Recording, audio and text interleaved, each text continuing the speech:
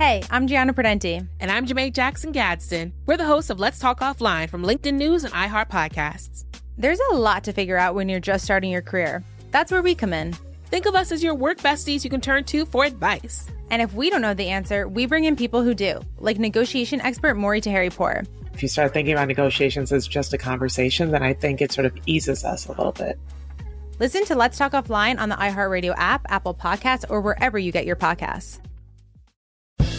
What's up, y'all? This is Questlove, and at QLS, I get to hang out with my friends, Sugar Steve, Laia, Fontigolo, Unpaid Bill, and we, at Questlove Supreme, like to nerd out and do deep dives with musicians and actors and politicians and creatives and people that we feel really deserve that attention. We learn, we laugh, we fall down rabbit holes. Listen to Questlove Supreme on the iHeartRadio app, Apple Podcasts, or wherever you get your podcasts. Suprema!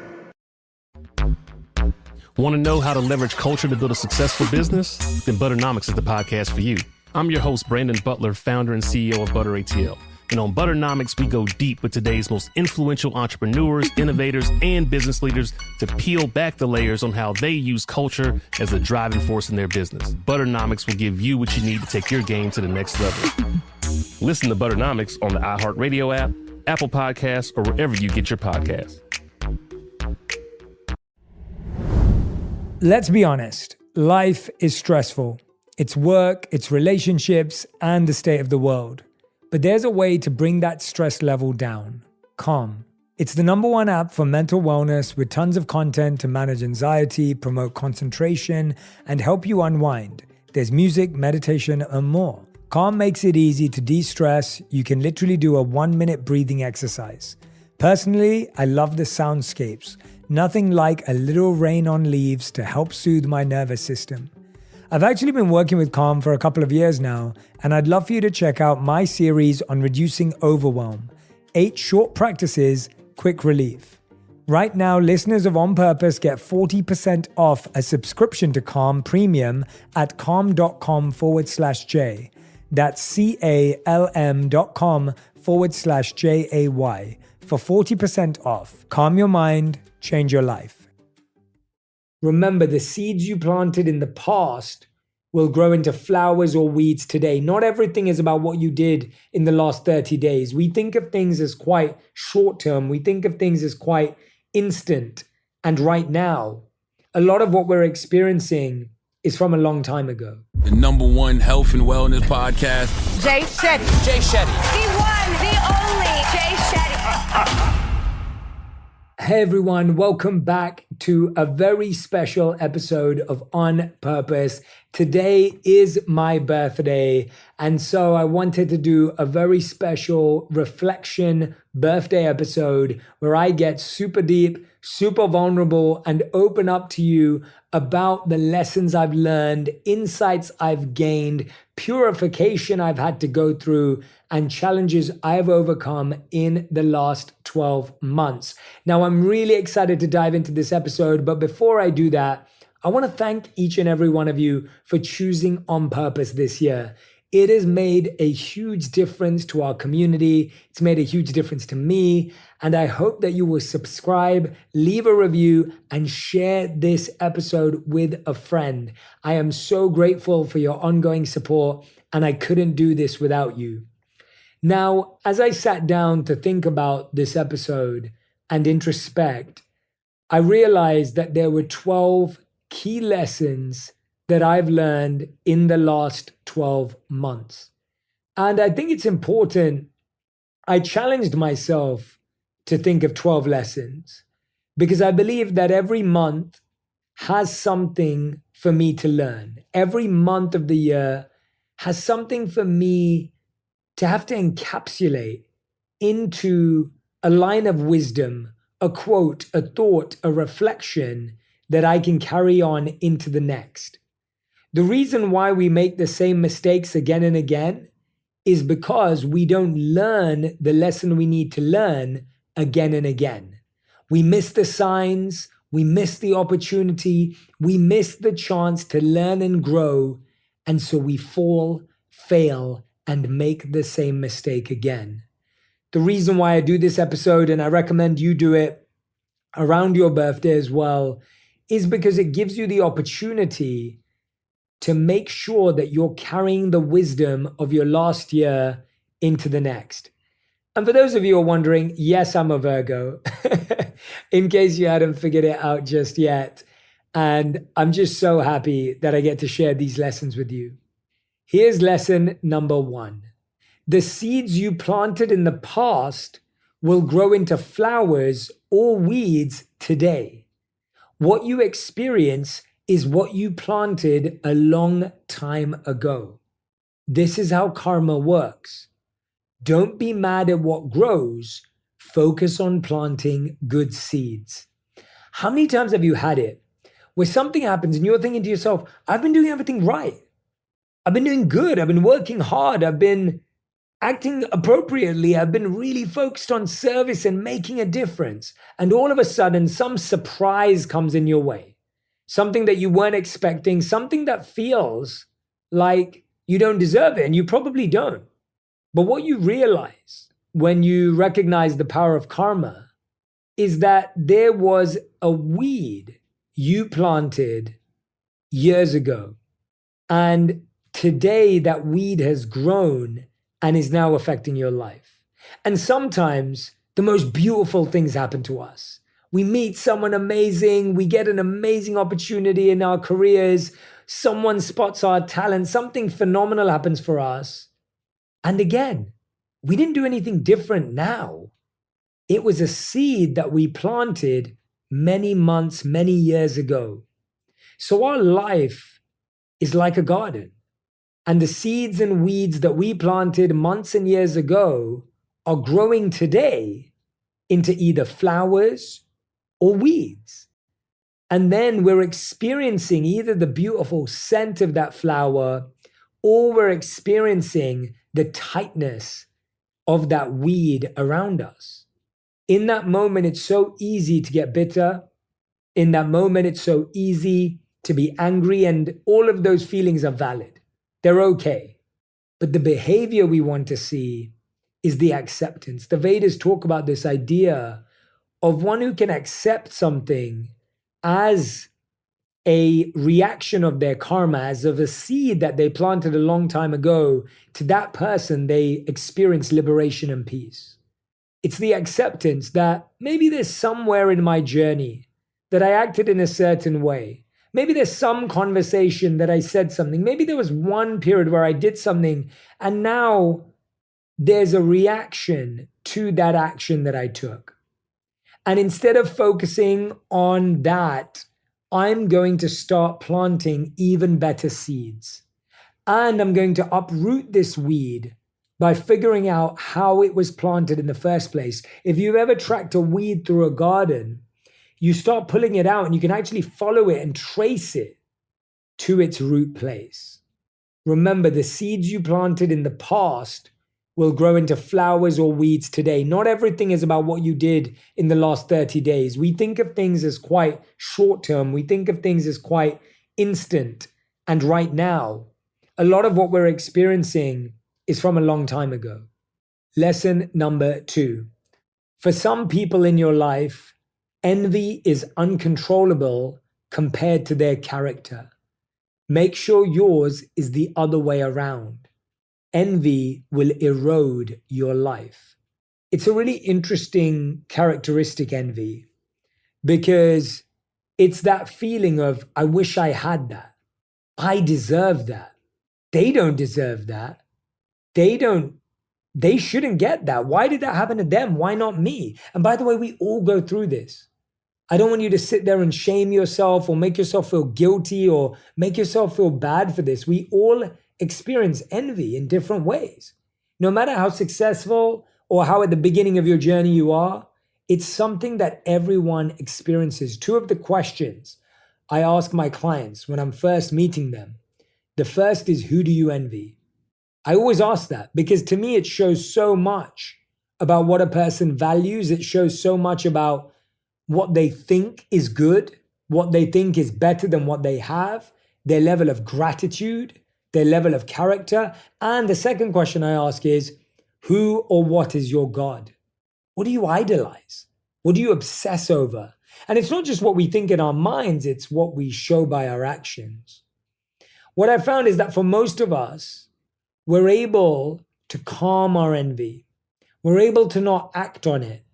We're able to coach ourselves, talk ourselves out of acting on that feeling and emotion. But for some people, it's uncontrollable. Their envy has reached such a height that they're prepared to do anything in order to express their envy. Now, if you're on the receiving end of this, it can be really difficult and challenging. It can be really hard to go through that. And if you have been, I know some of you have said to me in the comments before, Jay, I had a friend of mine tell me that they were envious of me and I struggle to be friends with them now.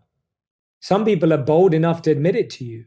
And some of you know that there's someone in your life who's envious of your relationship, someone who's envious of your promotion, someone who's envious of your recent vacation, envious of your wedding. And it can be a really uncomfortable feeling. What we have to recognize is that we don't want to meet envy with bitterness. We want to meet it with love. We want to meet it with the recognition that envy is eroding that person's life. And we don't want to partake in increasing our envy or increasing our ego. If we take joy or satisfaction in the fact that someone envies us, our ego grows. And if we get really uncomfortable, then our bitterness grows. Instead, we meet it with love. We remind ourselves, I'm really grateful for what I have. I'm really fortunate for what I have. I'm really thankful and blessed for what I have. Please never let me be envious of others, and please let me not be the cause of envy for others. Let them be purified just as I wish to be purified. Let me also move towards love in this moment. Lesson number 3, people forget things quick. Do the right thing and what's meaningful to you. Sometimes when you're doing good things, I'm sure you felt this before, you're hoping that your friends, your family, they celebrate it. You're hoping that the people around you recognize it, that they notice it, that they're able to partake in your achievements and where you've got to. People forget things quick. You may have done the most amazing thing and someone will forget in the next 24 hours. People forget in the next 7 days. I often think about the great music artists of the last 10, 20, 30, 40, 50, 60, 70 years and how quickly people are forgotten. People forget things quick, both good and bad. Do the right thing and what's meaningful, what's truly meaningful, and do it for that reason. Sometimes it's the opposite. Sometimes we're dealing with negativity. We're dealing with other people's judgments. We're dealing with other people's assumptions, and it doesn't feel great. And we just wish that they could see the truth. But guess what? People forget things quick. Do the right thing and what's truly meaningful, and do it for that reason. I've often found that that's the test. If you're doing good things for validation, or if you're dealing with negativity, hoping to change people's perception, then you can fail on both accounts because you may never ever shift what someone thinks of you. You can't change what someone thinks of you. You can't change how much someone thinks about you. You can't change their perception of who you are. All you can do is do the right thing and what's truly meaningful. And when you do it because it's the right thing and because it's meaningful, you get to feel that validation yourself. You get to experience it deep within your heart. People forget things quick. Stop giving them so much importance. People will forget the best thing you did in a moment. People will forget the biggest thing you did in a moment. People will forget the most amazing thing you did in a moment. And if you're hoping that they'll validate you, they'll recognize you, they'll believe in you because of it, you'll always be running out and you'll always have to keep filling up. People forget things quick. Don't place your value in how much they value what you're doing. Because if you do, you'll always feel devalued. Lesson number 4. Everyone sets goals. Not everyone chooses growth. I've realized as I've been coaching people, as I've seen people grow and seen people achieve their dreams, I've had the fortune of seeing some amazing comebacks to industries. I've seen some amazing moments of brilliance of people in their field. And I've noticed that the people who do get to where they want are not the people who have goals. They're the people who choose growth. See, a lot of people have goals. We know that the studies show that 80% of people don't meet their New Year's resolutions.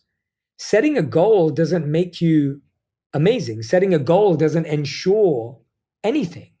It's those who choose growth that experience the success of a goal. And I've seen over the last 12 months, people that have mentored, people that have coached, that those who chose the discomfort, those who chose the uncomfortable path, those who chose growth, achieved their goals. So I'm always asking myself, not what's my goal, but what's required of me from the perspective of growth? What growth have I not yet made, which is why my goal feels so far away? Your goal will feel further and further away until your growth is constantly expanding, right? Your goals will feel closer when your growth grows faster. So I'm always asking myself, the thing that's blocking me from my goal is my growth. So let me figure out how I need to grow. What skill is it? What habit is it? What mindset is it that I don't yet have that is holding me back? Hey, I'm Jack Beast Thomas, the host of a brand new Black Effect original series, Black Lit, the podcast for diving deep into the rich world of Black literature. I'm Jack Beast Thomas, and I'm inviting you to join me in a vibrant community of literary enthusiasts dedicated to protecting and celebrating our stories. Black Lit is for the page turners, for those who listen to audiobooks while commuting or running errands, for those who find themselves seeking solace, wisdom, and refuge between the chapters. From thought-provoking novels to powerful poetry, we'll explore the stories that shape our culture. Together, we'll dissect classics and contemporary works while uncovering the stories of the brilliant writers behind them. Blacklit is here to amplify the voices of Black writers and to bring their words to life. Listen to Blacklit on the iHeartRadio app, Apple Podcasts, or wherever you get your podcasts. Hi, I'm Essie Cupp, and I've spent the last 20 plus years knee-deep in politics and the news. I've covered some really tough subjects, from war to genocide to 6 presidential elections, way too much Trump. And you know what? I need a break, like a mental health break, from the news, from the triggering headlines. And I kind of suspect some of you listening out there might need a break too. So my new podcast is going to be just that, a fun and loose space where I talk to my famous friends and people I admire about all the stuff that consumes us when we're not consumed by politics. I did not really rebel in the 60s. I had no in the 70s. What? I made no money in the 80s. So when true crime came along, I missed that trend too. So many great guests are joining me, from Josh Mankiewicz to Larry Wilmore to Molly Jong-Fast to Josh Gad. I'm so excited that you have this platform, and I am just like hoping that I don't destroy the platform in its earliest stages. Listen to Off the Cuff on the iHeartRadio app, Apple Podcasts, or wherever you get your favorite shows.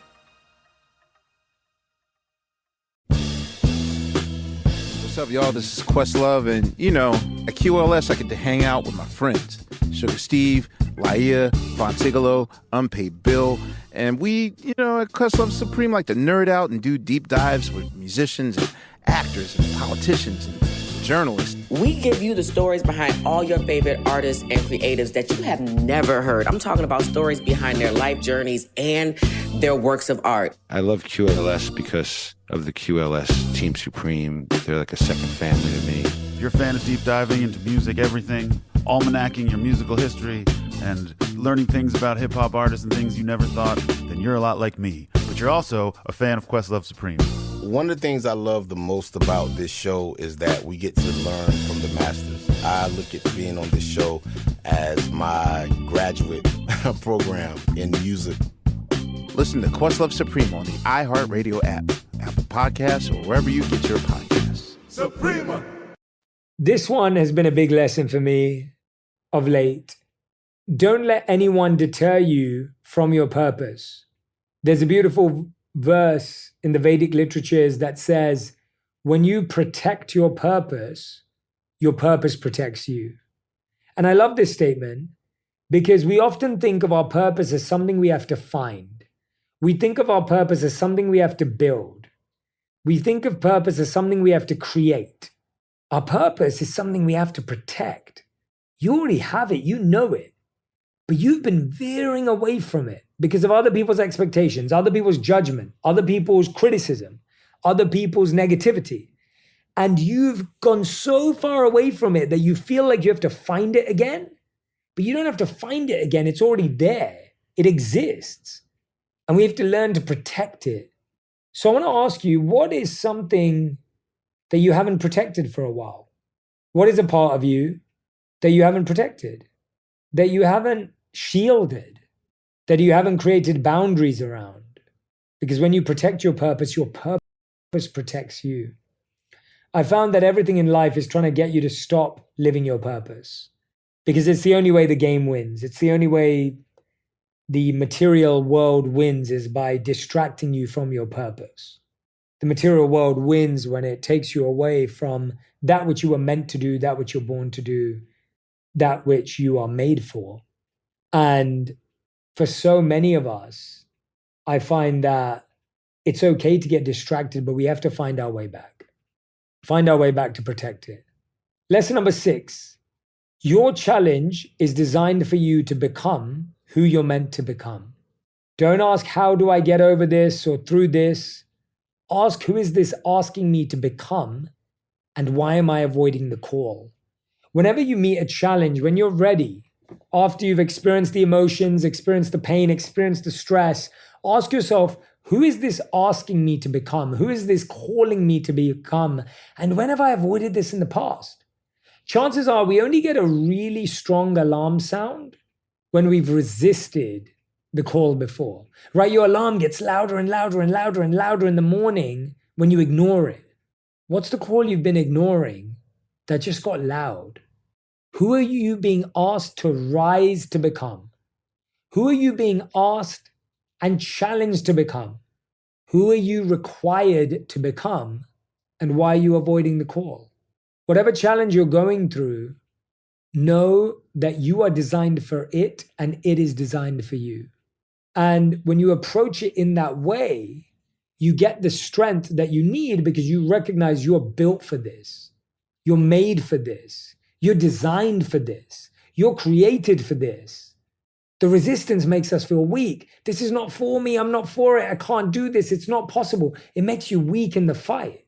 You can strengthen in the fight. You can build in the fight. You can grow in the fight. I've seen my friends this year fight some incredible things, truly fight some incredible things, really difficult, challenging moments. And it's because they chose to become what that situation was asking them to be. Not who they wanted to be, not what they wanted in the moment, but what was required of them in that moment. And that leads nicely on to lesson number 7. You will let things define you if you don't define them first. So we let things define us when we just go with the flow and we think, okay, that happened to me, it defined me. No, let me define it. Let me decide and define how I want this to change my life. Let me decide and define how I want to speak about this. And this is a really important point. I think a lot of us don't use these as opportunities to expand our emotional vocabulary, to expand how we perceive this moment. How can you learn to define and make a decision about how you're going to let something affect you, right? I can either use a life-changing moment to actually change my life or to continue living life the same way after a few days. It's my choice. It's your choice. Lesson number 8. Help can come from unlikely sources in unlikely ways. This year, I had a lot of random sources of help. And one thing I've really learned is to remember the in-betweeners. Now, the in-betweeners was a TV show in the UK. Maybe you watched it, maybe you didn't. It was about a bunch of awkward people at high school. But to me, the in-betweeners are the people that introduce you to someone that you're now best friends with. The in-betweeners are the people who helped you get that job, even though it didn't benefit them.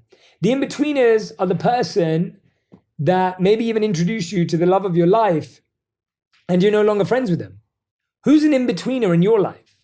Help can come from unlikely sources in unlikely ways, and I promise you, you have someone important in your life today, or something important in your life today, and you have it because of an in-betweener, someone you've forgotten about, someone you no longer know or stay in touch with, or someone that you don't ever really show that gratitude to. This is a reminder to express your gratitude to the person you forgot about, to the person who introduced you to an amazing friend, to the person who helped you with your last job, to the person who maybe introduced you to the love of your life. But somewhere along the way, you fell out, you forgot about them, they forgot about you, you disconnected. But that in-betweener is one of the most important people you'll ever meet. And help can come from those in-betweeners sometimes when we least expect it. Help can come from unlikely sources in unlikely ways. We have to be receptive to it. Sometimes we go to the same sources for help. We have to be open to the fact that there are other people out there with wisdom, with insight, with so many things that can help us if we simply open ourselves up to it. Lesson number 9, try to see things as an invitation, not an impediment. I was speaking to my friend Alok, who actually said this to me. How can every impediment be seen as an invitation? What does that mean? An invitation is letting you in. An impediment often feels like it's keeping you out, right? We often think as blocks, as rejections, keeping us out. We didn't make it in. So an invitation, when you look at it as an invitation, what is it inviting you into? It may not be inviting you into the room you want to be in. It may not be inviting you into the career you want to be in. It may not be inviting you into the relationship you want to be in. What is it inviting you to? Read in between the lines. What is this impediment inviting me to be a part of? It may not be inviting me to be a part of the thing I want to be a part of, but there is something else. I've seen this over the years in my work and life. I remember when I first came to LA, I had been reached out to by a production company. This is 7 years ago, that wanted to make a TV show with me. And I'd come to LA and we pitched this TV show, which I thought was pretty cool. And no one wanted it. And everyone got rejected. I got rejected over town, but I became really good friends with a lot of the people I met. People at streamers and production companies. And it was really interesting to me because I realized that because I didn't get the opportunity to do the TV show I wanted, I had time and energy to build the podcast that I really wanted to do. I had time and energy to create content that I really believed in. I had time and energy to write the books I cared about. And it's funny because I think if 7 years ago I was given that show, maybe I would never have done all of this. And today I'm so grateful because it was an invitation to say, be independent, be entrepreneurial, be creative. And I think about all this amazing stuff I've been able to do and the connection I've been able to build up with you.